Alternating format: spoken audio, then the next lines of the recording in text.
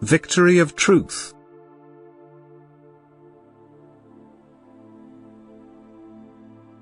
Lies will never stand up to the spirit of truth, and thus the deepest night will one day be dispelled by the light of day, which is the pure truth from God. But the free will of man will never be circumvented, who must decide for himself for truth or untruth. And that is why lies and error also gained the upper hand on earth, because people themselves did not defend themselves against them. Anyone who earnestly seeks the truth by calling upon God will find it, but he has to find it within himself. However, anyone who looks for truth in sources opened by human thinking will search in vain, for no one's own thinking can guarantee pure truth as soon as it is based on adopted knowledge, on thoughts which were passed on in a scholastic way and where God's Spirit therefore remained uninvolved because the originator of pure truth was left unnoticed. For where the Spirit of God cannot work, lies and error have free access, and this is due to the will of the human being himself. But if the lie has taken hold, then it is difficult to suppress it. However, it has to give way to the pure truth from God.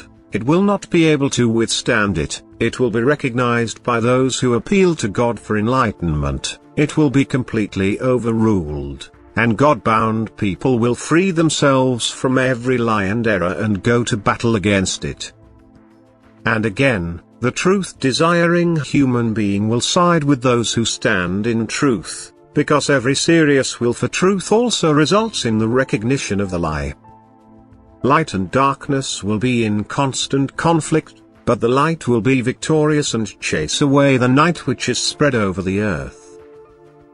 But the battle will be hard because people's will is partly weak and partly in bondage to the adversary, so that the bearers of truth will have a difficult time in the time before the end. For the sake of people's freedom of will, God will not intervene until the last day has come. He does not force people to recognize the truth but brings it so close to them that they only need to use their will correctly in order to recognize it. Light will be where light is desired, and darkness will reign where light is denied access.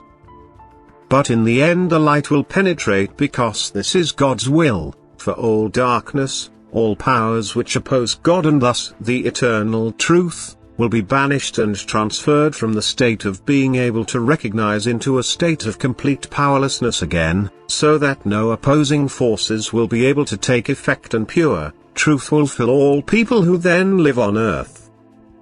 For the earth will arise anew and only shelter people who are filled with the Spirit of God, who live in the light because they are close to God and no longer need to fear lies and error. Amen.